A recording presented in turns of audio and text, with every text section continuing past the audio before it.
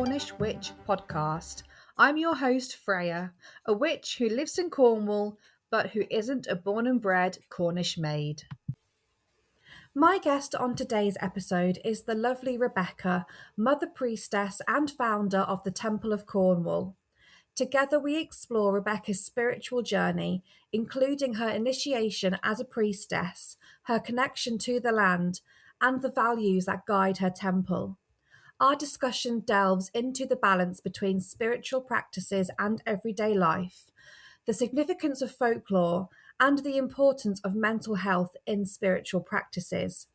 Rebecca shares her insights on astral projection, the services offered at her temple, and her future aspirations, all while emphasising the deep connection between spirituality and the sacred lands down here in Cornwall. Rebecca, welcome to the Cornish Witch podcast. You run Temple of Cornwall. So I know that back in 2018, you were doing your training in Glastonbury to become a sacred celebrant. And whilst you were there, you channeled the spirit of Cornwall, who gave you a message to build and create and initiate the Temple of Cornwall and become a priestess of that. And that sounds like a really incredible and spiritual experience. Could you talk about that experience a little bit? Yeah, in 2018, I was just on the tail end of, I think I just left my first husband by this point. And it was a horrible marriage, really abusive in all the ways that abusive he was. And this training had, like, after the first weekend of it, I'd left him. Like, it had given me the strength and courage and the spiritual stamina, I suppose, to leave him. So a few months later, then we're coming to the end of that training, which has been every weekend like a massive initiation in a way that seemed to affect me in very different ways compared to the people that I was, like my brothers and sisters that I was training with. And like me and the Dawn Kinsella used to be the mother priestess of the goddess temple in Glastonbury. She was training me then. Me and her couldn't quite figure out why, but it felt very like there was something different coming through for me than just the ceremonial priestess side of things. And then after the weekend where we learned to do passing over ceremonies, so this is basically the whole weekend we were journeying back and forwards from the Isle of the Dead, astral projecting, or psychopomping it's called. So psychopomping for my sisters and my brother constantly all weekend. I was in this very like wide-eyed spiritual plane, even in the physical. Me being, I want to say young and naive, but I wasn't. Late 20s, any better. And at the end of the weekend, I was feeling so beautiful and so expanded. I was like, I don't want to ground myself. I'll just drive straight home. Don't do that. Don't do that. Always ground. So I was a bit cocky, driving home, and coincidentally driving through Temple on the A30. Oh, right. So I'm driving, just as you're going over and you see that big lake then. Yes. There, right there. Just going through that part. And I could all of a sudden almost feel myself. It was a bit like astral projecting and psychopumping, where for me, I feel like I leave my body to the back of my body. Still. Yeah. But whilst you were driving your car. Oh my goodness. So I immediately pulled over into the next, I think it was like Subway or place. Yeah. There. So I pulled in there and just kind of then surrendered to whatever was happening, because I'm like, this could be a medical emergency. This could be a spiritual thing. I don't know. Should have grounded. So let's just see what's coming through. And yeah, there's like enough of me left at the back of my body. Like my consciousness, when I channel, seems to stay in my spine. Okay. Area. Yeah. So there was just enough of me left there that I could be aware of what was going on, and the rest of me was just off in the ethers somewhere. And that was when I channeled the spirit of Cornwall consciously for the first time. Yeah. Looking back, I think I've done it all my life, but it was the first time I was aware that that's who it was that I was channeling. And yeah, it was crazy what the information they gave me. So it was all, you'll be the priestess of the Temple of Cornwall, and it gave me a blueprint for the Temple of Cornwall, how to build it. It told me about the first 13 clients that I would have, and it all like came to fruition. Like each client, I was like, oh yeah, number 3 now will be this woman who needs a divination ritual to help her connect with her past father, or whichever context it was every time. Yeah, told me all about how the spirits of the land wanted to be resurrected and kind of worshipped in the ways that they used to be. And yeah, I just then saw then at the ceremonial priestess training was my priestess training. And my mentor, Dawn, had once shared this with her. She was like, oh, yeah, that's what that was. Yeah, that makes sense. Yeah. So then for the last couple of weekends of that training, we focused on that aspect for me and initiating me as the priestess of Cornwall and the mother priestess at the Temple of Cornwall. Wow. It's been non-stop since. How did the spirit of Cornwall come to you? Like, how could you see them? Did they have a physical appearance? Was it just a voice in the ether? How did you experience or see that? So for me, throughout my whole life, because I've been coming to Cornwall, I can't talk about an accent, I'm Union. I've been coming to Cornwall all my life since I can remember. So I've always had this very deep connection and bond with the land and the spirits of the land.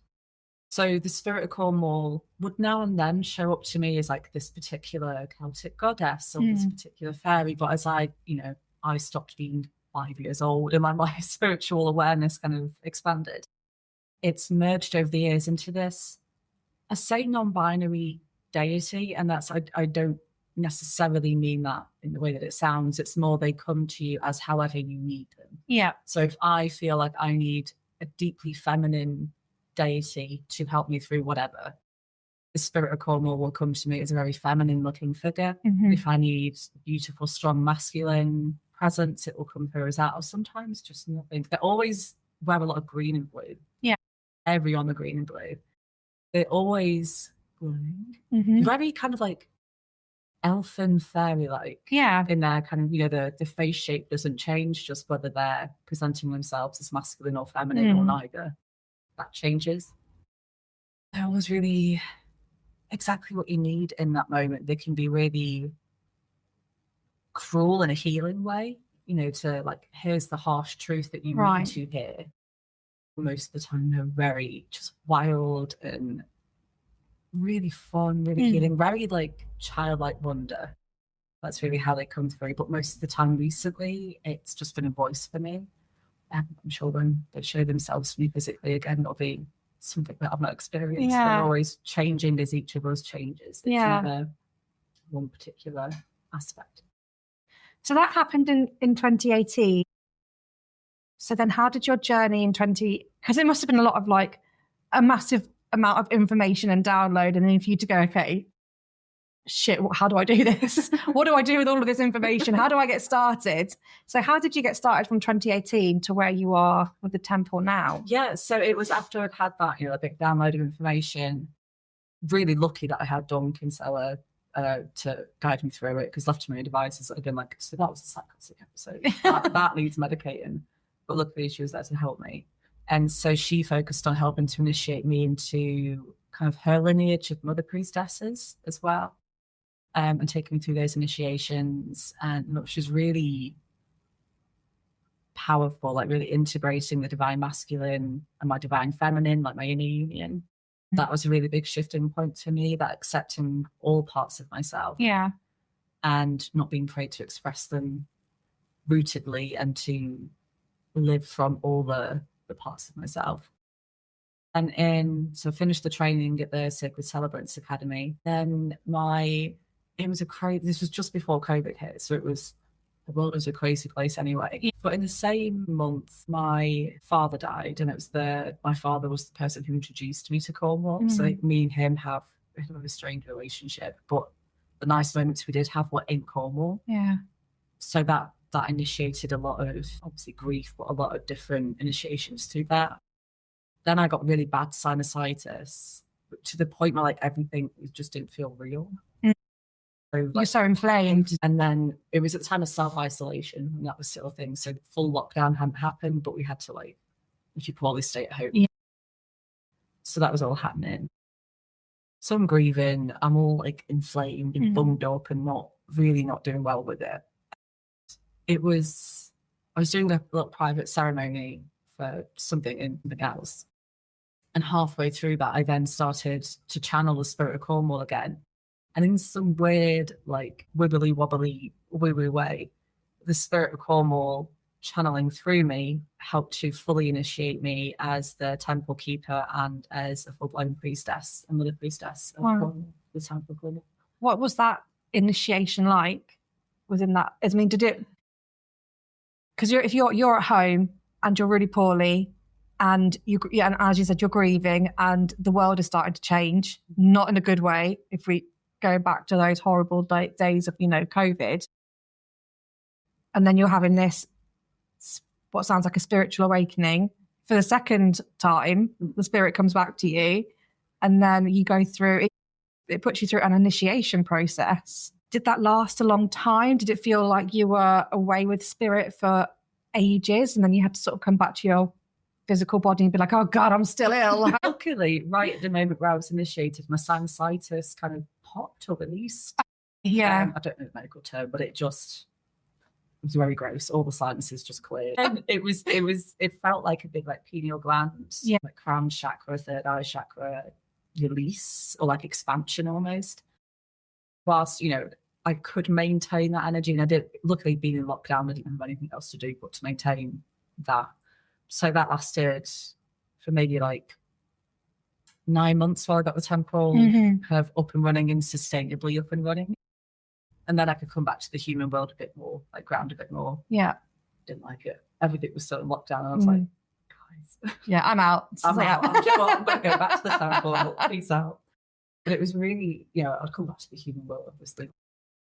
A big part of being a priestess, and especially I feel a priestess of Cornwall, is having the foot in both worlds. Yeah. Cornwall is a lot of land, but a lot of water. So it's having like a foot on the earth and a foot in the spiritual waters and traversing that. Yeah. So for those first 9 months, it was more like, I want to stay in the water. This is like, there's no COVID here. There's no nothing here. It's just me in the temple and Cornwall running around in the field. It's beautiful. But yeah, it was coming back to that balance. But it's still to this day, if I step too much into the like human aspect of life, like the human world, something will always pull me back into the temple a lot deeper. So like one good example, I think I was in the middle of trying to set up the temple's Patreon like years ago. And it was the first time that the modality of running a business, rather than, it is at its core and will always be a spiritual center. There is like back of house business stuff that has to go into it. And it was my first time experiencing that. I was like, I don't like it. It's too human. Like, this is really, what do you mean I've got to do copy and I've got to do marketing? Yeah. And then at that moment, I was about to not give up completely, but just like, I need to give up for the day. Like, I just need to go and like flats around in the field or whatever.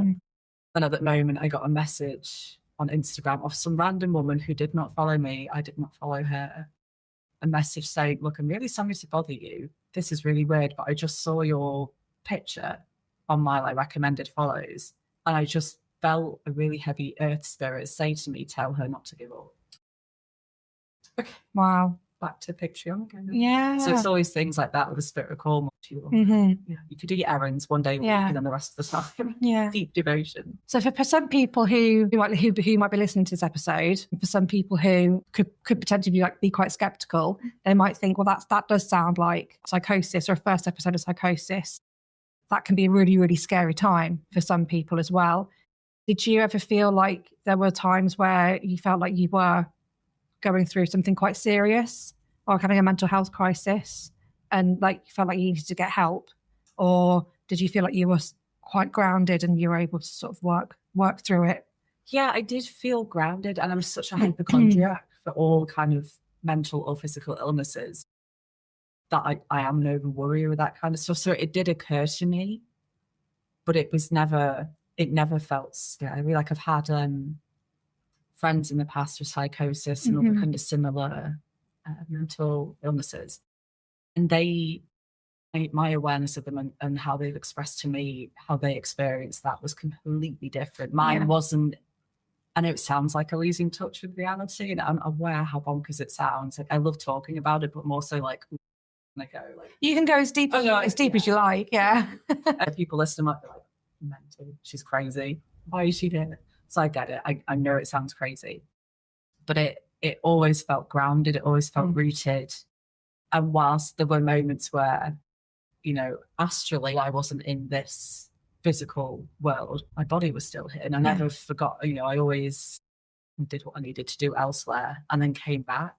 So that there's never been a hint in my mind that it was psychosis. And I've seen a few people in the spiritual community experiencing spiritual psychosis and not calling it that. Yeah. And that's something that I think we as, a larger community, as a collective, need to address, because it's not good. I think a lot of not a lot, but some people encourage it to the point where it's dangerous. So this isn't me saying, just go talk to God in the middle of the street and just see what happens. It's not me doing that. This is just my experience of it. But I would never say that's the only way that you can experience things, because it's no, not at all. And it's interesting with mental health conditions like psychosis in some cultures, all over the world, people who, what we over here is like a Western medical culture, would say this person has broken with reality. They're experiencing psychosis. They're either delusional, having auditory or visual hallucinations. Other cultures might be like, no, this person's actually really, really in touch with the spiritual realm, and they will be like worshipped and be put in really high regard within their cultural status and within their, like, wherever they're living. They could be like shamans or priestesses or priests so it's interesting how cultures and how other races see spiritualism compared to the way that we see it over here in the Western world as well. And like I said, I'm not saying that, it's not a spiritual awakening every time, and psychosis is very real and is very, very scary when it happens to people. But yeah, it's just interesting, like how you said it. It's a very individual experience, very individual, and you were able to stay grounded, still stay in touch with reality. Yeah, and the main thing is that you weren't hurting yourself or anyone else during that time when you were having that awakening and you were having that contact with spirit. Never in danger. It just looked like me either having a nap or journaling. That was kind of like as rough as it got. I'm just having a nap. Don't talk to me. I think it is. And that's kind of what kept me going in those very rare moments where I was like, do I need to phone the NHS? What is this? Because I've been spiritual my whole life, but I've never had that come through before. But it was just studying the ancient cultures. Obviously, we don't have a lot of information about the Celts, like a true source of the Celts. But, what is in one culture in the ancient world is likely in a different way in our culture. So being reassured that, okay, I'm just taking a hypochondriac about nothing. B, worrying because I have this Western lens of, what do you mean you're talking to God in the living room? Like what? And then being aware that I'm in another culture, and therefore, like with the Celtic culture, this is okay. It's not the norm, but it's okay, and it's encouraged in that sense of it's rare to have this talent isn't right, this gift. Yeah. So cherish it, look after it. And it never felt scary. No, that's good. Whereas with my friends in the past that have had psychosis or psychotic breaks, they were terrified and were terrifying to be around. It was never scary. It was just napping / astral projecting. Yeah. Like at the same time, that was as rough as it got. Yeah. When you're in the astral plane, does time move differently? Yeah. Doesn't really exist. Like the part of me that's still left in my spine, that bit of consciousness, is aware that time is passing, but can't really convey to astronomy how much time, and never really bugs me about it. Yeah.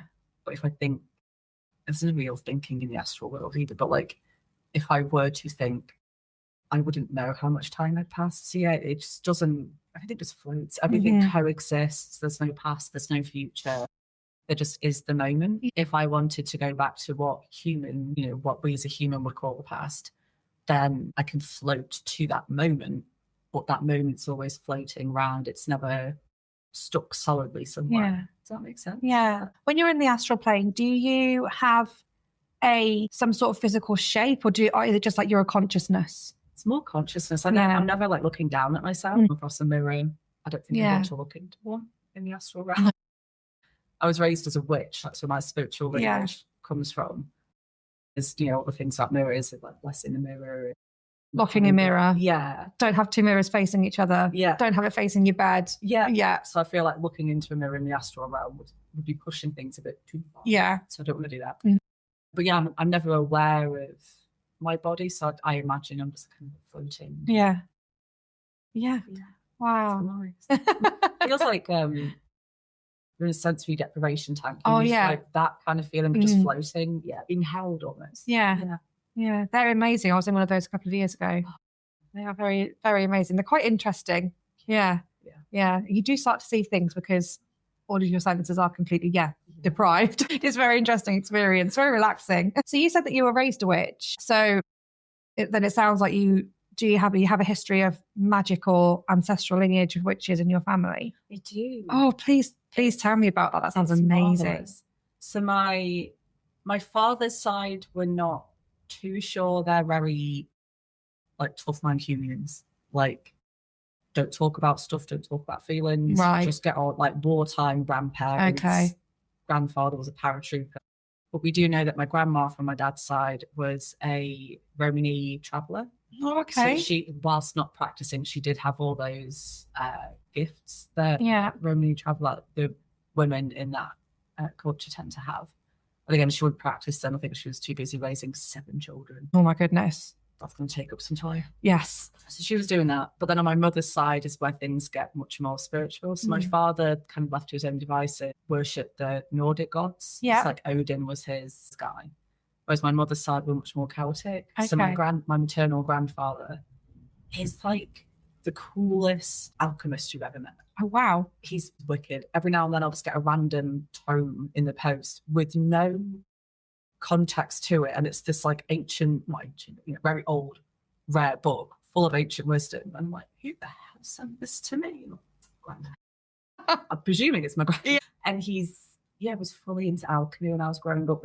They had a family friend I called him Uncle Vic, and he was, if you imagine Merlin, but was like in his 30s and 70s. That was my uncle on like Woodstock, oceans brewing and bubbling away. Yeah. A little bit drunk, a little bit high. That was my Uncle Vic and my granddad were doing that.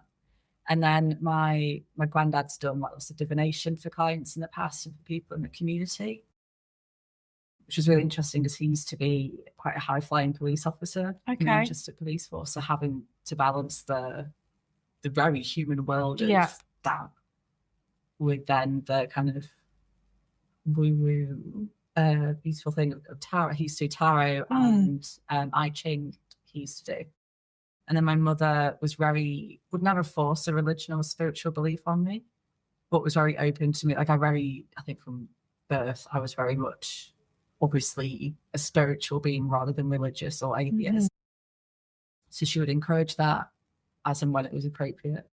So when I was 10, I was initiated as a Celtic witch, and then things kind of just... And did your family do the initiation, or were you part of a coven? It was just me. Just you? Yeah, so I'd for about, since I could read, I always had quite a good reading age, so I was reading not quite the books my granddad's sending me now, but like a little more beginner side of things. Still a bit age appropriate for a 10-year-old. Getting there. I had learned how to self-initiate as a witch. Okay. So I did that. I've never been part of a coven. It's never, I don't know, never quite found the right one. No, I didn't know whether if it was when you said initiation and you were talking about how your family is very spiritual, and if it was like a family thing. Cute. That would be really cute. Just me in a little bedroom with my haunted painting. You had a haunted painting? I think I did. Oh, wow. I used to think it spoke to me, but I could have also just been 5 with an overactive imagination. So I like to think she was haunted. Yeah. So she sat next to my altar, and I was like, "You in on this now, babes? You're going to wake me up at 3 a.m. You're doing this." Have you always been able to astral project, or did you have to learn that? I've always been able to do it. I didn't have the verbiage for it until maybe like a decade, 15 years ago. But it's always been something I've been able to do. Yeah. Yeah, it's been nice kind of now that I had, once I learned the words for it, I then know what I'm looking for in bookshops or Google or whatever. I then know the questions to ask. So it was nice to have this whole world kind of open up to me, have a lot of answers to my questions, and then explore that deeper and deepen it, not just rather than floating around willy-nilly. It's more of a conscious thing now. Yeah. Which is nice. So you have more control of it, whereas when you were younger, would it happen more in your sleep? In my sleep, definitely. It was a really boring lesson. I'd kind of not fully astral project, but not being there. Yeah. being like somewhere between, and again, because I was quite young, I don't want to say it was definitely this because it could well have been my imagination. But, you know, half in a world of my own making. Yeah. And half in a spiritual realm that wasn't maths. Yeah, I mean, I hate maths. Hated maths at school. Still hate maths now. Did you have to do a lot of practicing to get to get the control over your astral projection? Yes and no. So it had to be something that I did practice, but it very easily came to me. I think when we're born with spiritual gifts, it's not too hard to master. Yeah. You know, for something that you're born with, like you see as 5-year-olds that just play piano, like, how did you learn to do that? And what lifetime have you just come from? Like, what's happened? Almost like that. Like, if you're born to do something and born with those gifts, you're not instantly a master, but it can be mastered a lot quicker than if you're going in kind of raw with nothing. So it didn't take me years to master, like consciously astral projecting and channeling, but it did require practice. Yeah. And becoming conscious of that gift, I think, saved me from a lot of hassle further down the line, because if I was just astral projecting willy-nilly, you can't get anything done. You can't. That's then when people start to seriously look at you and go, do you need medicating? So the fact that I can now consciously kind of almost turn it on and off is a great form, I think. Yeah. For people who are listening who either don't know what astral projection is, or they only know it through perhaps TV shows like Charmed, when Prue astral projects, could you explain what it is and how it might affect other witches or spiritual practitioners or people who have that gift differently? So for me, it's astral projection, and this is, you're going to bear with me while I describe it. No, that's fine. Come on a verbal journey with me. It's where my consciousness isn't really in my body anymore, which sounds terrifying. And the first time you experience it, there can be, and arguably should be, a bit of an ego death that goes alongside it. You can't leave the root of your current existence, your body, and not be like, well, what is this? Like, there's got to be a little bit of an ego death to dissolve that away, because that can open the channel a bit more then. So let's say like 98% of my consciousness leaves my body. It's not dead. It's not remote. It doesn't look like I'm dead. All my vitals are still healthy and strong. But my awareness is somewhere else. Yeah. There's a little bit that stays in my body, which in my knowledge is what keeps my body breathing and pumping blood. And just, if somebody walks in the room, I'm a little bit aware of it and I can respond appropriately or not respond if that's appropriate. And 98% of me that's off somewhere else. I've had experiences in the past when I was very deep. So when I was first opening the temple and creating the temple, where I was in that space every day for at least a couple of hours a day, I'd meet one of my spirit guides, and he didn't visually have this, but it was the energy of like, he's met me, he's got a clipboard, and like, right, Rebecca, today you're going to this place to help this person with that. It was almost that, like, I've got a goal, I've got a mission's a bit of a heavy word, but like something to do so much. And I'd go and I can either consciously go to different places, or I can safely surrender and go, take me where I need to be. Take me where either my soul needs to be or where my soul can be of most help. So there's been cases in the past where they've been like shootings in America that have been happening while I'm awake. While I've been asleep, which my soul has then been taken out of whatever normal dream I was having to then that situation, so I can help the souls. It's not like there's other astral projections there, helping those people through. So it's never the same. Wow. But it is this. Yeah, your consciousness, your awareness is no longer in your body. Yeah. There's enough of you there, but it's not there. And you're kind of going to all these different, could be physical places, like I said, like going to America. I don't know how true this turned out to be, but will be true. But the idea that people in the military during World War II were like astral projecting to Russian bunkers to find out their next strategy. So that sounds something like remote viewing. In my experience, remote viewing is similar to how I astral project. Yeah. I don't know about for everyone else. No. But for me, it is very the one and the same thing. It's just that's astral projecting with a purpose. I need to go see these top secret files, so I will astral project to there.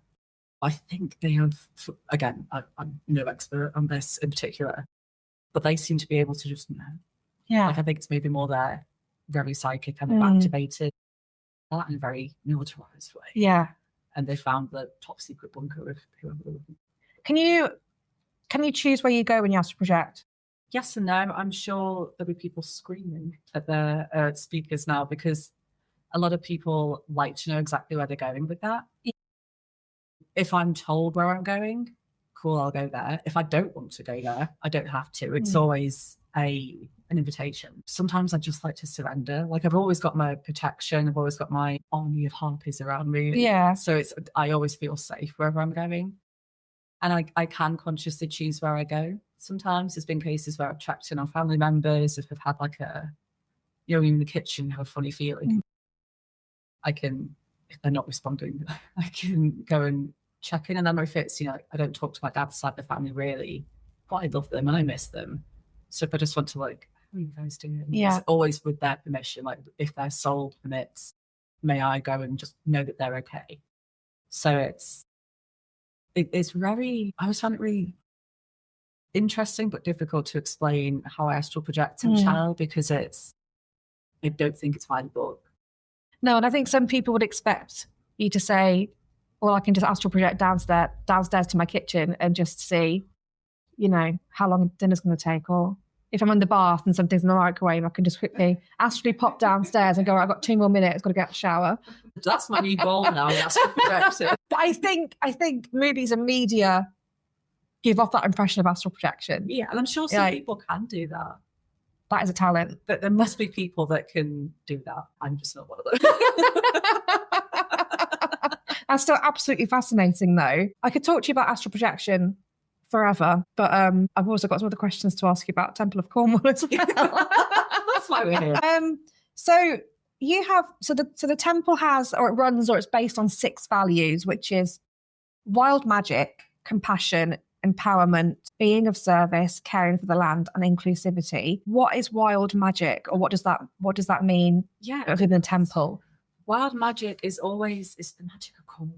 Like, it's that magic of you're driving down this horrendous little Cornish lanes. Yeah, or maybe being driven. I think driving them is very stressful, but being driven down them is very like, I know for a certainty there's a fairy around the corner. I can't prove it.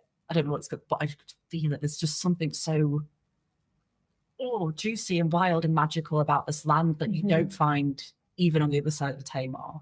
It's still magical, it's still wild, not in the same way as Cornwall.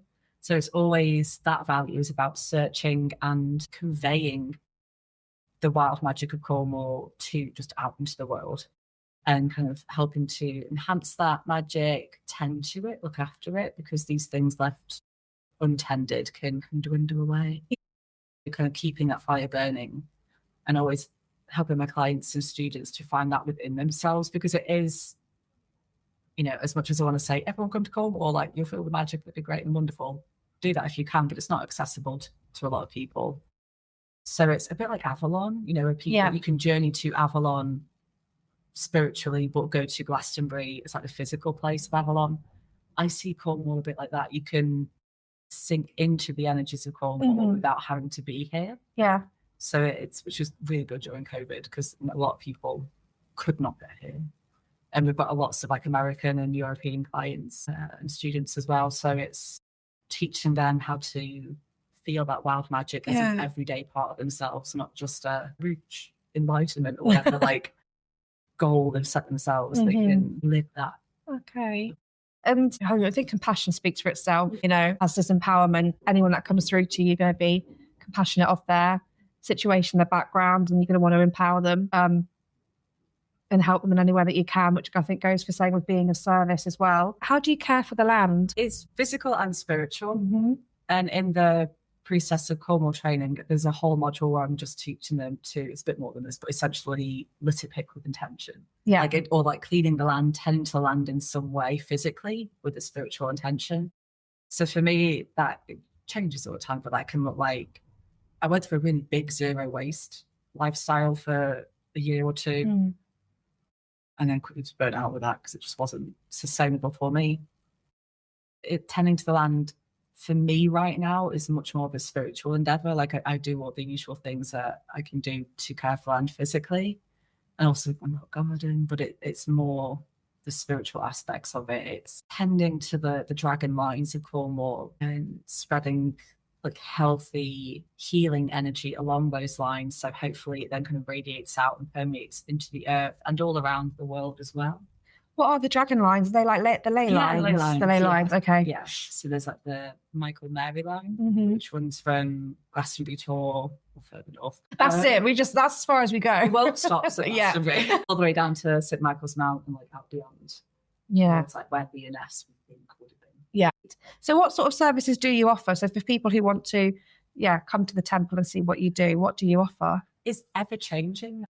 With every kind of turning of the wheel of the year, our services kind of take on a different form or a different, something completely new comes through. I don't remember that at the moment. We offer tarot readings, women's community circle. We've got 2 ebooks out at the moment. One's written by myself. One was written by, funnily enough, the first woman I initiated as a priestess of Cornwall. Oh, wow. And she's written an amazing book about the crone goddess and crone energies, especially during perimenopause and menopause as well.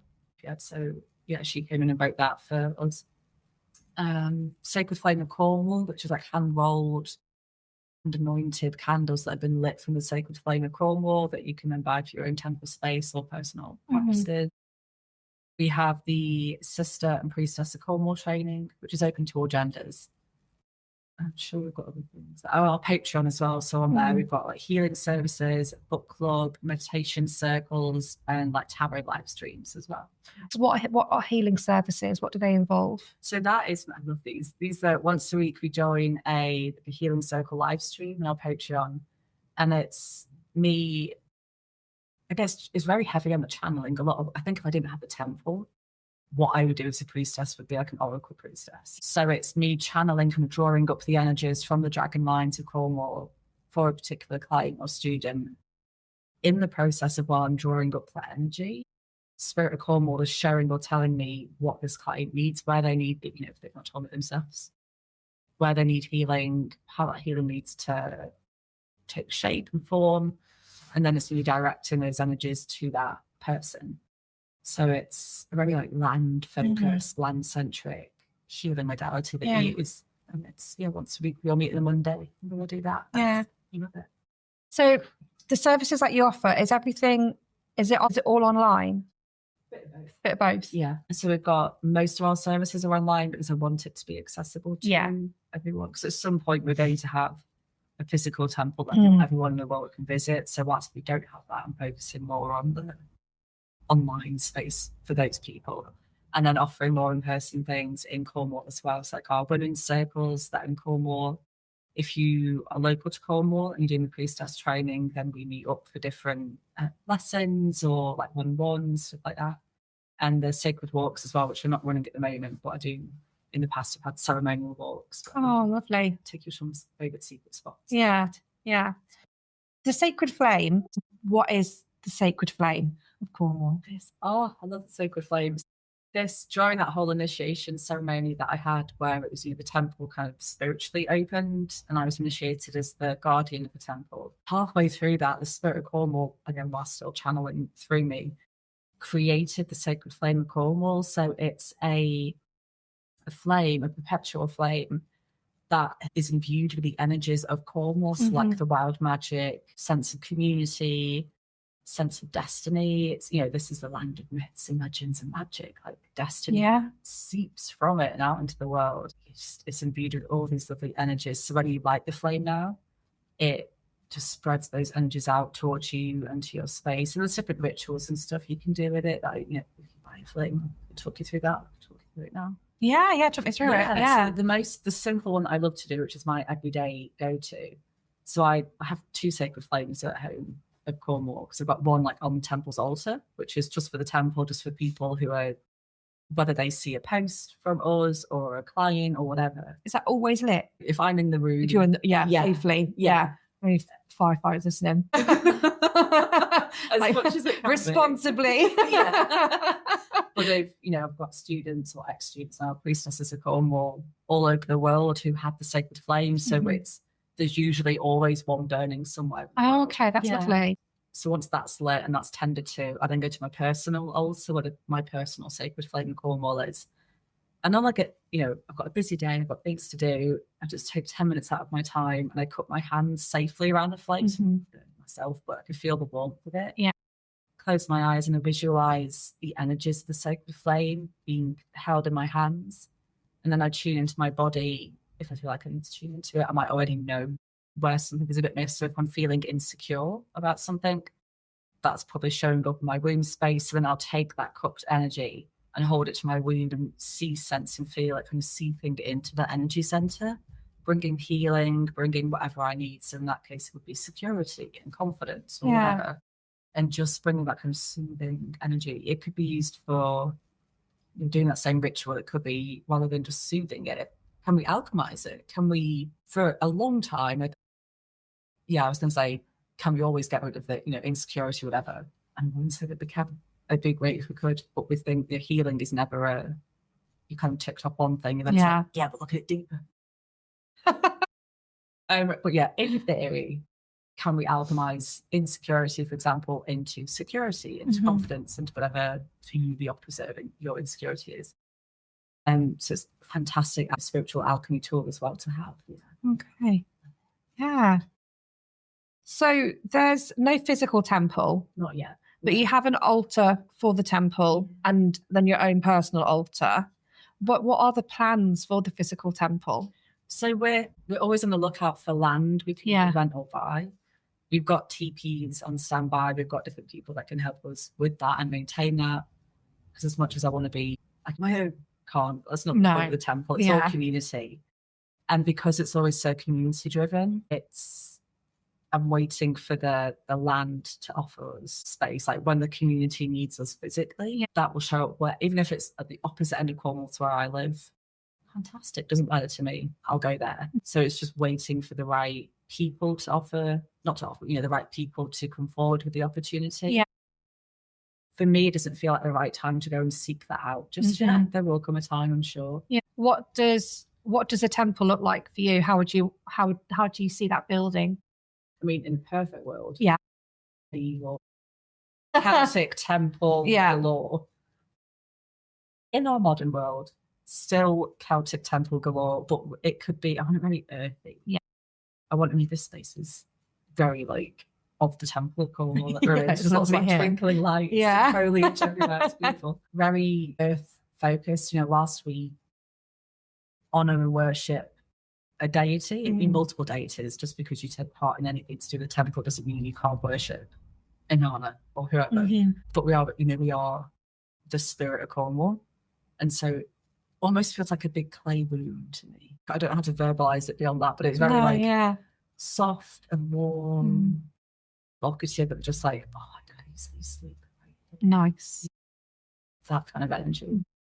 And it's if it ends up being on a high street in Tintagel because that makes sense, that's fine. Yeah. I would create a clay temple place wherever. Wherever it needs to be. So the priestess training or temple mystery school sounds like a little school for witches. Basically, and it sounds really fun. Could you talk to me about that and tell me exactly what that is and how long it lasts for and all that sort of stuff? Because it sounds amazing. We will tell you.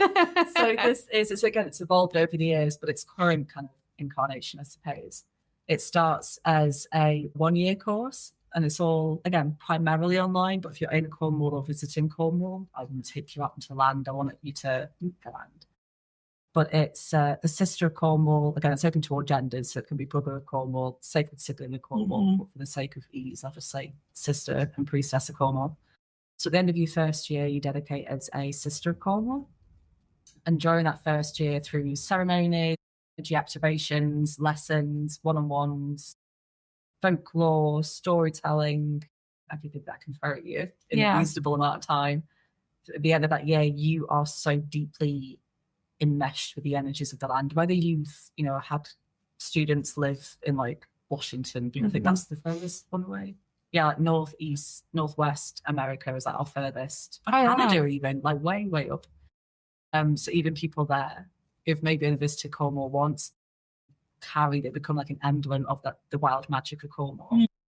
And I teach them all about the archetypes of Cornwall, all the different deities and elementals of Cornwall, the spirit of Cornwall, important pieces of folklore. I mean, all folklore is important. But for me, what are key features of the folklore in terms of being a sister and potentially a priestess of Cornwall as well? Lorna Graham, who wrote that ebook about the crown, she comes in to teach a couple of modules, kind of deepening you into your crown, no matter what age you're at. And then, you dedicate it to Sister of Cornwall. Then the optional second year is where you learn to become a priestess of Cornwall. So that's more about the skills. So that's where you learn to oracle, do tarot in a very intuitive way, to hold circles, to channel meditations and energy activations to heal, the healing modality that I use. I only teach that in the second year of the mystery school. There's loads. Like, throw everything at you. Everything that I know in my 30 odd years of being in the spiritual world, and I'm always a student. Everything I've learned. Yeah. And you should see my library at home. It's huge. There's a lot there. Yeah. I throw all that at you, like the skills. And also we have these really intense one-on-ones every few weeks with each student. So if that student wants to go on to make a spiritual business or like a side job for them, teaching them how to bring spirituality into their business. Yeah, so my next question or follow-on was once they've completed their priestess training, what do your priestesses go on and do? I love them. Sometimes they stay in their kind of human job. Yeah. Which it's always a very important job. Mm-hmm. It's always like nurse or teacher or activist. It's always a calling, a job. So they stay in that, but they bring in it might be they bring the healing energies of Cornwall into their work. They're a nurse. It could be that they, perhaps they're a teacher, they bring the empowerment that they learn from that to help to empower the children or whatever. But a lot of them, they've, like I said, Lorna went on to write a book. Somebody opened up an apothecary. It's just flooded with them all. One works in fashion, but again, in a very spiritual, really cool way. One's a ceremonial musician, one's a ceremonial priestess, lots of tarot readers and lots of oracle priestesses as well. Because oracling is what without the temple, I think that's what my business quotation marks would be, is just being an oracle priestess. Lots of people are drawn to me for that. Yeah. So lots of people who are naturally born with that ability but don't know kind of what to do with it, learn that through innate. So there's loads of people who go on to do that. And that's amazing. I just love seeing more back to the world. Yeah. Do spread around little bits of Cornish magic. Yeah. That's incredible. Do you incorporate any sort of Cornish, well, it sounds like you do, but Cornish folklore into your teachings and practices? Yeah. I love it. I love how spooky Cornwall gets. If you look at the whole of England or the UK, we're just full of spooky folklore. Oh, yeah. And my partner's Romanian, so he's, doesn't really understand the folklore of Britain because he's like, this weird. What do you mean you dress up as a horse that's dead? Yeah. It's totally fine, man. Do you not understand the mood? What do you mean? Do you not have that in Romania? So it's really interesting for the time we've been together so far. Yeah. I'll say something that, to somebody not from this country sounds atrocious. And I'm like, it's just folklore. What does he think about wassailing? I've not introduced him to wassailing, actually. I do think he'd like that, though. He's not a massive drinker. No. But he's very spiritual. Yeah. A beautiful divine masculine. So he's always honouring apple trees of his own volition. But he does his own wassailing without knowing what it's called. Yeah, but folklore is so important to what we do at Cornwall because it's important to Cornwall and our history as well. Yeah. And just as human beings, I think the stories we tell are so incredibly important. Yeah. Not just the stories we tell ourselves about ourselves, that's a whole different thing, but the stories that we tell of the land. And I love finding the similarities between all different pieces of folklore and origin myths in each culture. Yeah. That's really the historian. But folklore, I always teach about Tristan and Isolde, our version of Romeo and Juliet. I just listened to a podcast about, it was about November Witchcraft, and the podcaster mentioned, or she was talking about Holly and Ivy and how Tristan and Isolde were put in separate graves, but the ivy grew between them to keep them together. And if the ivy was ever cut, it would always regrow to keep their graves connected. And I just thought it was just so lovely, and how ivy is seen as more of the divine feminine, and then holly is seen as more of the divine masculine.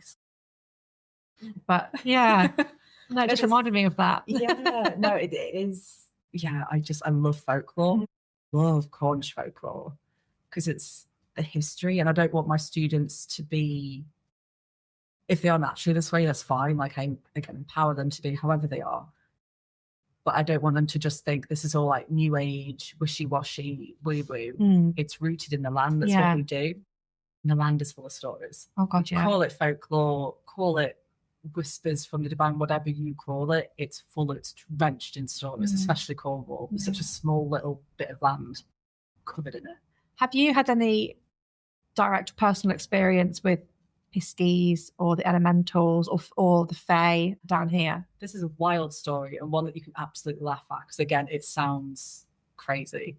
But I have this very vivid memory, and it wasn't a dream, it wasn't imagination. I was quite young, like maybe just double digits. Me and my family were still living in Manchester, and we were driving down to Cornwall for a little holiday. So there's dad and mum in front, and then me in the back. And it's before the time of like phones and iPads. So I just had like a stack of books next to me, maybe like a coloring book somewhere. And I think we've just left the top of where we used to live in Manchester, like the road. And we're driving down, and all of a sudden what I'm seeing, which should be like, I remember we were driving past my best friend's house at the time. So it should have been Natalie's house. Should have been that.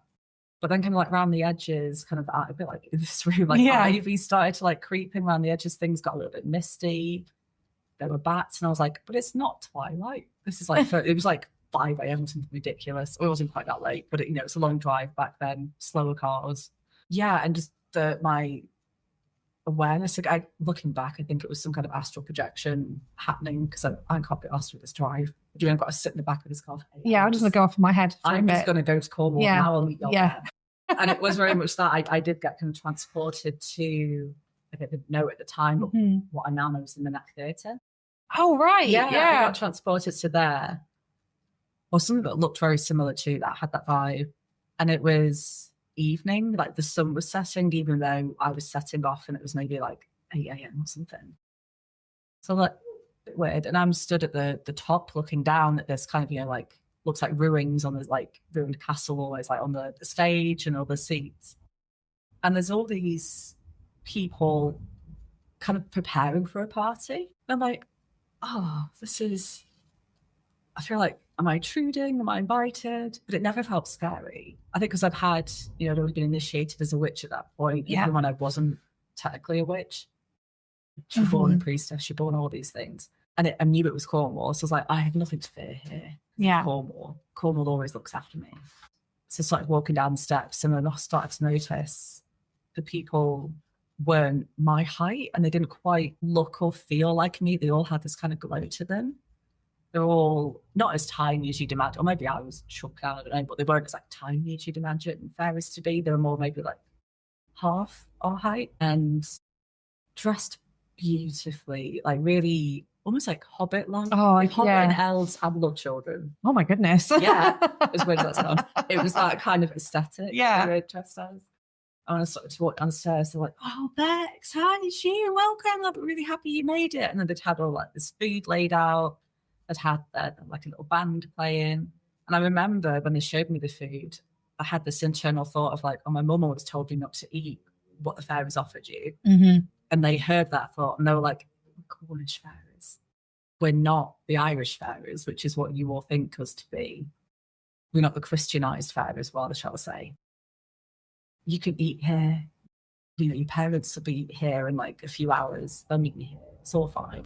It's quite on brand for me to trust fairies and just go, yeah, right, let's have a party. Yeah. And it was just beautiful. I just spent what felt like forever, like meeting all these beings, talking to them. And there was no great real, I just bestow destiny upon you. There was no kind of grand moment of spiritual wisdom or ancestral. It was just chilling.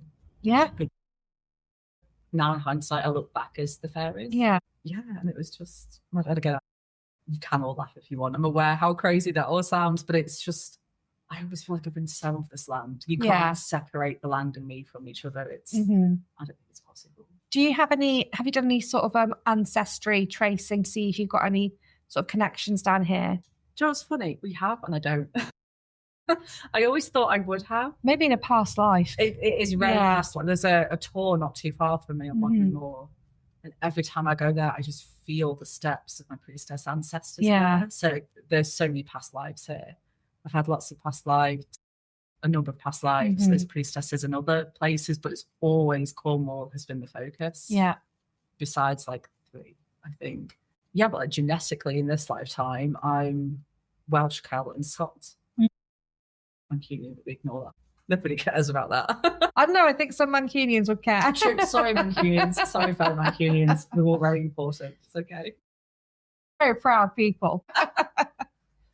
What is your main work or focus right now with Temple of Cornwall? So I'm in the process of creating my first self-paced online course because I'm on the verge of spreading myself too thin with all the offerings, and I don't want that to happen for the temple sake, let alone my I don't want to burn out. Yeah. Thing. So yeah, it's really exciting. I'm nearly finished it. It's called Seasons of Healing. Oh wow. And it's like 8 different ceremonies, all focused on a different part of the wheel of the year, but on the healing energies of that time of year. Beltane, for example, it's all about, is there anything blocking your sensuality from feeling safe to you? How can we heal that? How do we move through that? What does your sensuality look like and feel like for you when it's safe? Yeah. Just as an example. So there's like PDFs, little workbooks for each wheel of the year. There's ceremonies, and then there's integration practices as well, because in my experience as a ceremonial priestess, the power of ceremony, undeniable, but the real work happens afterwards. You can't just go to ceremony once and I'm cured. It's what you do afterwards. It's like you learn to drive a car, but you really learn to drive after you pass your test. Yeah, there's that day when everything just clicks. You're like, oh, that's it. It's like that. I mean like that as an analogy, I suppose. Yeah. Yeah, no, that's perfect. It is that, the ceremony opens the gateway, I suppose, for, let's say it's a healing ceremony, like it will be in this course. This healing energy to flow through to you, opens you up to receive that. But then you have to get your nervous system on board afterwards as well. Times a ceremony can just hit that spot just right. Yeah. And you're like, oh, yep, I'm cured, I'm further down a healing path than I was before. But it is the integration practices afterwards. So I teach people the importance of that, and then also teach them different integration practices to just get the body on. But it's the body that always resists. It's the nervous system. Yeah. So it's just different ways to get the nervous system to just shut up. Talking of ceremonies and just going back to your priestess school, you might not be able to answer this depending on whether your ceremonies are open or closed practices, but if one was to be initiated as a priestess, what would that ceremony look like? Is it beautiful? I love it. So we go to that tour that I was just telling you about. Yeah. We go to that tour because it's so, just drenched in this ancient Cornish priestess energies. We go to there. I'm already waiting for them there because the space is all prepared and set up. And one by one, each student comes up to me to receive the blessing of each different element. So air, fire, water, earth, and then spirit. We forgot the elements then. That's priestess one. And each blessing is not just a blessing, but kind of a sealing of the work they've done. It's that embodiment of it. You are not just being blessed with air, you are embodying what air means to the spirit of Cornwall, what it means to that individual as well. And sealing it all in so that they then feel they have all the knowledge with them. They can then kind of take that off into their own world and do what they want with it. And then we have pasties afterwards. No. I'm always even offering for the Cornish knockers. We have cream teas. There's always nice herbal tea or and it's a really nice relaxed atmosphere. And every now and then you get a really serious hiker walking past. Love it because they're always so curious. And sometimes they'll hang around to the end and come up to me and be like, what was that? Let me tell you. Sit down. Take a seat. Oh, do you know what? I've just forgotten what I was going to say because I was just about to ask something else following on from that, and it's just got out of my head. because I just had visions of you on the side of a tour and a hiker coming up with their hiking sticks saying, what's going on here? Pretty good. What are your favourite practices? Personal practices? Yeah. Yeah. At the moment, I'm really loving empty-minded meditation. So That sounds really difficult. yeah, I love a challenge. Fair enough. Yeah, never want to back down. But I've been a really big overthinker for the past couple of years. My mum will shout what I'm about to say next because she'll disagree with me. I've not always been an overthinker. Again, mum will disagree. But I've not been as much as an overthinker as I am right now. And there was just some like very gnarly trauma that happened a couple of years ago that I couldn't physically get myself away from. So my brain just, we're just going to not be here for a little while, full on disassociated. And since then, it's been really hard for me to get back into that emptiness that I like to have during meditation. And I feel now I'm at a space where I've healed enough from all that trauma for now that there's like little bits left, but it's nothing big. But it now feels safe for me to be in that emptiness again, into that silence again. So I just sit in the dark room, a bit of sensory deprivation, I suppose, just sitting there in the darkness. But like, I'll set a timer because I could be there forever, or I could get really bored after 2 minutes. Setting a timer and just being there as an observer of myself. And I do find that makes more space for spirit to come through. Yeah. Where I'm overthinking, I've not heard them. Whereas now they're like, oh, cool, yeah, we've got you. Empty space for 10 minutes, let's go. So it's nice to open back up to that energy as well. So that's what I'm really enjoying at the moment. Yeah, Sacred Flame Cornwall is always ever present in my life. Tarot cards as well. Love that. Do you work with a particular deck? Well, not any deck, my favourite decks, but I've got so many different tarot decks and oracle decks, it's obscene. I probably don't need to have that many. Even as a priestess, I've got too many. Which one do you lean towards the most? Tarot deck, I love the Wildwood tarot deck. That's my favourite. Okay, I don't think I know that one. It's beautiful. It's really, again, heavy on the folklore symbolism, heavy on Celtic symbolism. And it's just one that makes sense to me. Yeah, I read like it. It's a small part of how I like to do my readings is reading the story that each card is being told. So my kind of context as to why that makes sense to me. I've got a little bit of an academic background, and that was all in art history and museology and curating. So kind of how do you tell the story of this artist from the artworks we have before. Yeah. So tarot was like that for me. It's like spirit is curating this client's potential future through the artwork on the cards. Oh, wow. I hope you're all following because that was a long sentence. That's fine. Yeah, so and these cards, each one is just so full of story that it's nice to track how that story progresses with those. And then for oracle cards, what's it called? I can't remember, astrological herbal deck, I think it's called, but I'll find it for you and I'll send you a note and maybe you can put it in the notes. Yeah, I'll put it in the show notes. It is beautiful.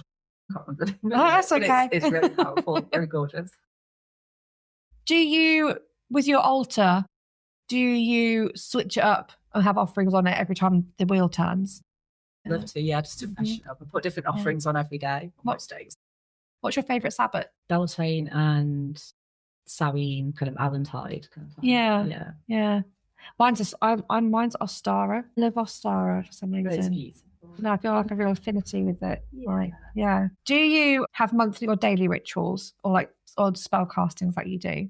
Yeah, so daily, my routine can look anything from like, I've only got 10 minutes, so let's do the little Sacred Flame of Cornwall blessing.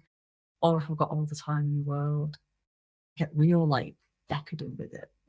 Feel, I want to say lazy, but in the way that like people, I'm a Leo sun, so it's that laziness of like, on her couch.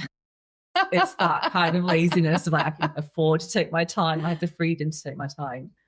So that's a big like energetic alchemy session for me. That's doing a tarot reading, just cards of the day, giving offerings to each of my deities that I honour both in the temple and just in my personal practice, tending to the temple's altar. And there's like little things on the altar that represent each of the students in the mystery schools. So like I give blessings to like the rose quartz that represents that student and the rock that represents them and so on. So give blessings to them as well. Then I try and do that empty meditation for as long as I can bear. I said it was either 2 minutes or 2 hours, like it's however that looks. And then getting out into the land. That's my real practice, is out there, kind of like feet in the earth, getting dirty, getting soggy, because it's all green. Well, especially this time of year. Do you have any recommended tools or teachings or books for people who are either interested in becoming a priestess or just those who are interested in the craft? What would you recommend to people? I would be remiss if I did not mention my own little mini book, which is the Cornish Wheel of the Year, which you can get for free on the website. I'll link it in the show notes. It's essentially the first module of the priestess training that I offer. It's like helping you to sink in deeper to the Cornish Wheel of the Year and understanding our very particular bits of folklore. So Obios. Let's explore that for a minute, because if you're not from Cornwall or know Cornwall, the Obios seems absurd. I'm going to talk people through our very weird and wonderful community rituals as well. And then about the deities and elementals of the land with rituals in there of how to connect with them as well. But then other books besides my own. I'm really into The Mists of Avalon at the moment. And I know it's a fiction book. And I don't want to push this as truth, because it's, every story has bits of truth in there. But what I really appreciate is how the priestesses are conveyed in that book. That really speaks to me as to what, for me, it feels like to be a priestess. So taking it all with a grain of salt, because it is fiction. Yeah, the priestesses of Avalon in there, for me, feel like priestesses of Cornwall as well. And there is always this link between Cornwall and Avalon and Glastonbury. So that's a beautiful book to get. It's a beast of a book. It's a really good book to get started with. And then other books, there's a gentleman, I can't remember his name. He wrote a published book called, I think, The Wheel of the Year in Cornwall. Okay. I think it's called. Okay, I can find it for you and put it in the show notes. But he really just breaks down everything to its skeleton almost. Tells you the origins, if we know the origins, but with all good pieces of weird folk magic, there's no origins that we know of. It's just some guy in a field thought, oh, this works one day. Oh yeah, this works. So it's just catapulted from there. Anything by Gemma Gary. She's amazing. She knows her stuff. And anything, whatever niche you have in spirituality, there's a book for it. I've recently got a book about the Celtic goddess Maeve and her modern relation to addiction. Oh, wow. And that sounds incredible. It's a huge book. I'm I could maybe write a paragraph on my thoughts on that book. So it's, whatever niche you have, go and Google it. Don't Google, actually, because I took it to Amazon. Go to your local bookshop, ask them, and they will buy it in for you. Yes. And there's a niche out there covered in a plum. What are your future plans or events for the Temple of Cornwall? Yes, I'm going to launch the new online course, Seasons of Healing. That's, if I get my act together, will be before the end of the year, but we'll see how well that happens. But soon that will be out. Then we'll start taking in the next round of Sister of Cornwall students, which will start around Ostara. I think we'll start taking people in from in bulk, and then we'll start at Ostara next year. And then it's just all the usual day-to-day temple life. So that's doing the women's circles every 6 weeks or so, the weekly healing circles, the Patreon, taking on tarot clients all the time, posting out sacred flames. It's all mixed and varied. Do you have any plans to have more in-person events over the next sort of few years? My partner's really into the festival scene, hippie festival scene. I just had my first taste of that this year at Love Jam Festival in Glastonbury. Okay. And I'd really like to go and hold workshops at these spaces a bit more. That feels really aligned with the temple right now. So there's nothing in the books yet, but that's definitely something I'm open to exploring and want to explore a bit more over the next couple of years. Yeah, that sounds amazing. It's really fun. Just before we finish, and just sort of going back to your whole spiritual journey ever since you were born, do you And you said you had a haunted painting, and because I'm just so into ghost stories and ghosts, because I love it. Do you experience paranormal activity? Do and I don't. So it's Yeah. like with anybody who experiences this kind of stuff, it's a lot stronger when you're younger. Yes. It's like my grandparents own a very spooky old house way up in the middle of nowhere in Snowdonia, North Wales. Oh, wow. Yeah. Yeah, like back end of nowhere. And that has always been so haunted. I call it spooky isn't fair because like the spirits I experienced there were never like, boo. It was always much more like they weren't aware of me. Okay. Yeah. Oh, there's a couple that were actually, it's a lie. But growing up in Manchester, because I used to spend a lot of my youth in we didn't live in like the inner city of Manchester, but I spent a lot of time there because I was away with youth. So I spent a lot of times drinking at like any dingy bar I could find, really. And so still being in that very like open space, especially if you're drinking and taking certain substances as well. Yeah. Without being conscious of it, you can sometimes be a lot more open than you perhaps want to be. And Manchester, again, Mancunians don't take offence, but Manchester being the city that it has been, lots of death, lots of early endings to people's lives in not very nice ways. And I would always be very aware of when somebody had died in those ways in the building or the area that we were in. I sometimes the spirit of that person would come to me and share things with me, or sometimes it'd just be like, no, right there, something really bad happened, and I can't be, don't want to be near it. Yeah. So that one of the reasons why I left Manchester was because around every corner there'd be something like that. So I used to go live in a little village in Cornwall where there's like maybe been 2 in the past 100 years.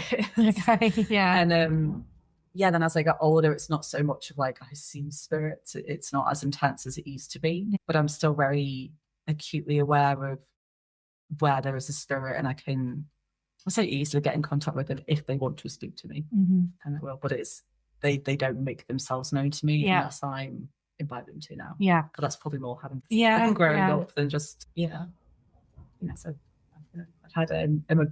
I forgot time to tell you this. Yeah, got plenty of time. So my grandparents, my grandma was amazing. She did real like historical in-depth research of the house because it's really, the land obviously is old. Like what the land's been used for is really old. The building itself and all its like additions, really old. So she did a really big deep dive into the history of it. And they've got one of those beautiful long driveways. And for years she found, I think this was maybe around the time of like Jane Eyre, that kind of, like the Bronte sisters. I can't remember what century that was, but that kind of time period. This long driveway was just beaten up. Like no carriages could get up there.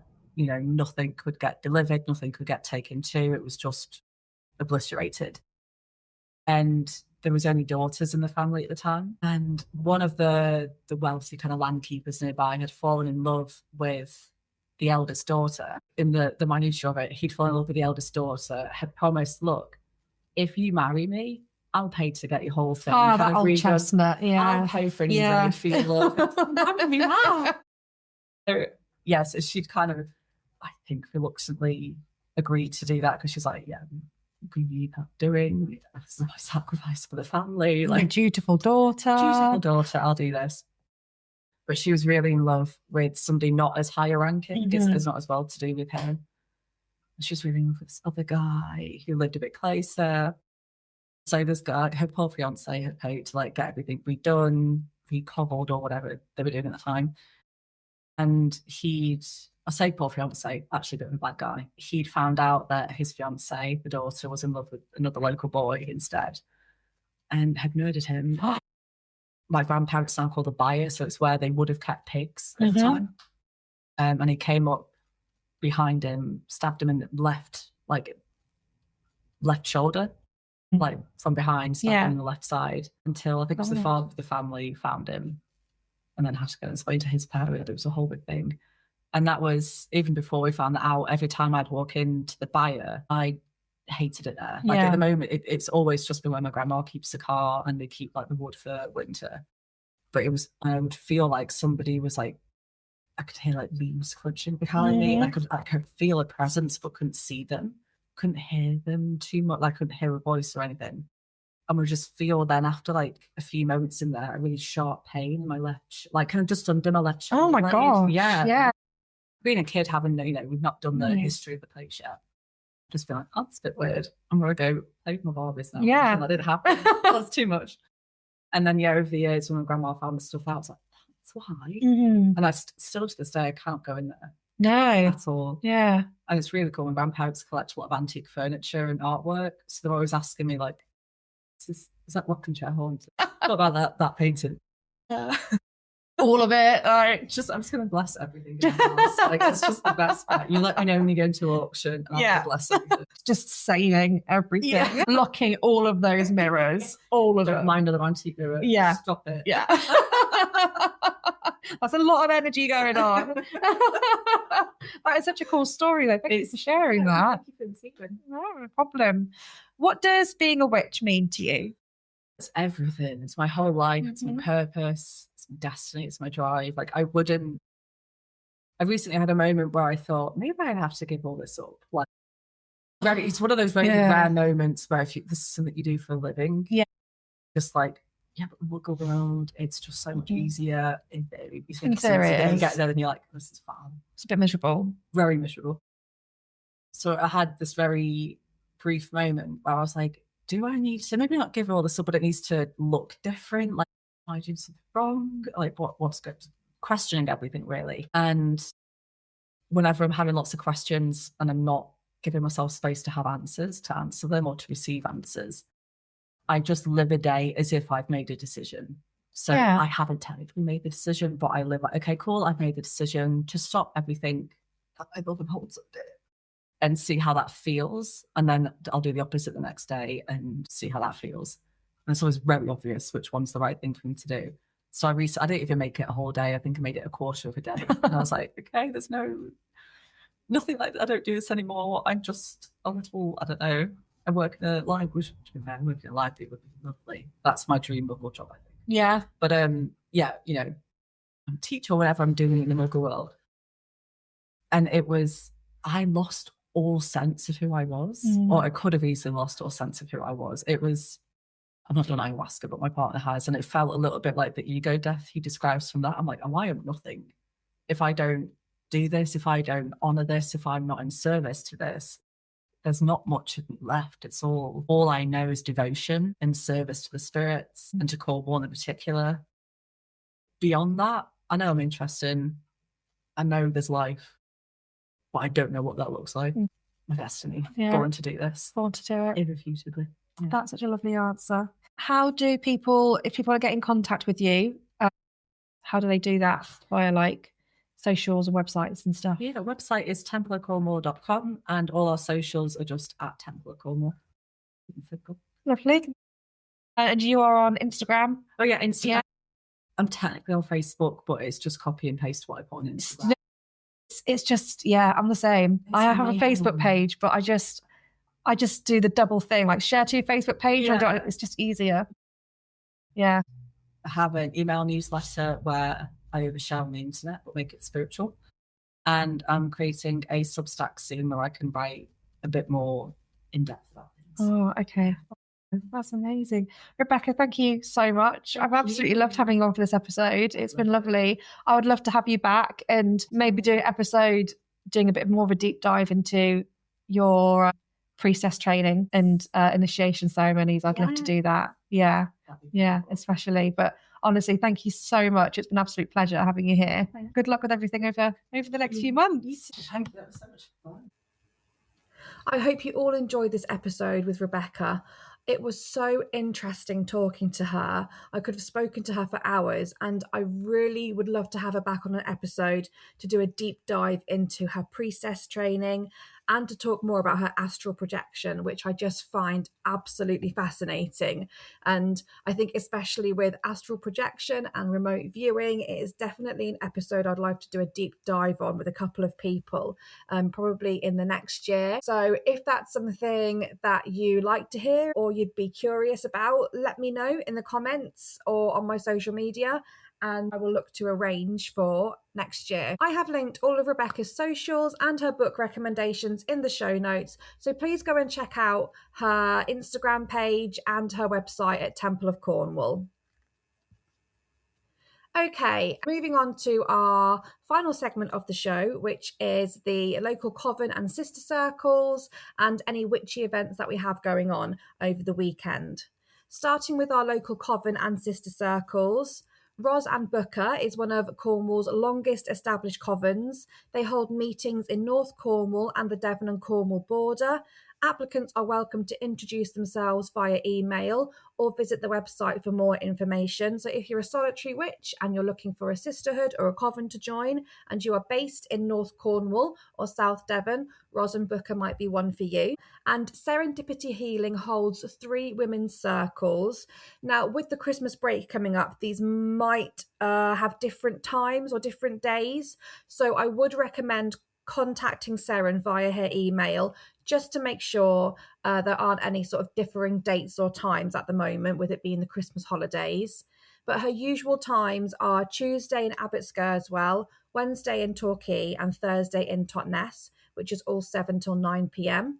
And I have linked Seren's email along with Ros and Booker's email and website information all in the show notes for you. So looking ahead to this weekend at our Cornwall and South Devon witchy events, we have the Cunning Grove. They're based in Plymouth. They are a occult witchy bookshop and a temple. On Saturday mornings, they hold their witch, bitch and brew from 11 a.m. They hold their witch, bitch and brew from 11 a.m. until the last witch leaves. I'll put my teeth back in there. Oh dear. The Cabinet of Folklore and Magic down in Falmouth are holding their weekend tarot readings on Saturday mornings. And then looking to the winter solstice events that are happening around Cornwall this weekend. So on the 21st of December, starting at 10:30 a.m, Coscuis is holding a community winter solstice gathering. It's £11 and children go free. So you enjoy a winter solstice at the enchanted lands of Coscuis in Cornwall. It's a community gathering to honour the solstice. Coscuis is a delightfully mysterious and magical land. The community-focused event is not about self-work or healing or wellness. Instead, it's a gathering about tribal connection to the land and to our loved ones, and also honouring the winter season. So it will be a celebratory, nourishing and fun, a slice of land-based connection, peace, joy and stillness just before Christmas. There will be some group connection and harvesting of the year that has been and intention setting for the season ahead. And there will be some time reflecting together by the fireside with hot tea and mince pies. And you can then enjoy a guided and unstructured time on the magical land. I mean, they've got me at mince pies. Coscuis is a very magical place. I've been there. It's beautiful. So it's perfect to introduce yourself and to bring your children along to see the ancient stones and the mysteries of the Cornish countryside. If you want, you can bring your drum, any instruments with your family as well. Children do go free. You just have to let them know how many children you are bringing. And you're also welcome to bring any snacks or treats to share with the group too. Hedge and Wild still have a few tickets left for their Yule Day retreat at Sourton Village Hall. That is on the 21st of December from 11 a.m. until 5 p.m. and tickets for that are £70. And then we have the Montol Winter Solstice Festival in Penzance. This is the 21st of December from 2 p.m. and it runs through the town. So the festival is a revival or a reinterpretation of many of the traditional Cornish midwinter customs and Christmas or Yuletide traditions which were formerly practised in and around the Penzance area and were once common to much of Cornwall. Montol is held on the traditional date of the Feast of St. Thomas the Apostle, usually the 21st of December, which also coincides with the winter solstice. There are going to be parades, people dressing up, fire performers, and it all starts at around 2 p.m. on the 21st around Jubilee Market, Dew Street, Green Market, and the Causeway. And it will run up until 10:15 p.m. This looks absolutely incredible. And if I wasn't so disorganized with my Christmas shopping, this year, I would be down to Penzance in a heartbeat. But sadly, I am an unorganised mess. So if you do go to the Montol festival, please let me know how it was, because it looks absolutely wonderful. And maybe I'll do a podcast from there next year if they'll have me. That is everything that I have for you. And this is also the last episode for this series of the Cornish Witch podcast. I just want to say thank you so much for all of your kind words, your support, reaching out, all of your messages, your emails, letting me know what witchy events you've been holding or your sister circles. I have enjoyed sharing my episodes with all of you. I've enjoyed interviewing every single one of my guests. I will be back next year. So series 2 will be coming back in January 2026, but I am going to take a little bit of a break over the Yuletide period. I hope that you guys have a good break too. And until then, merry meet, merry part, and merry meet again.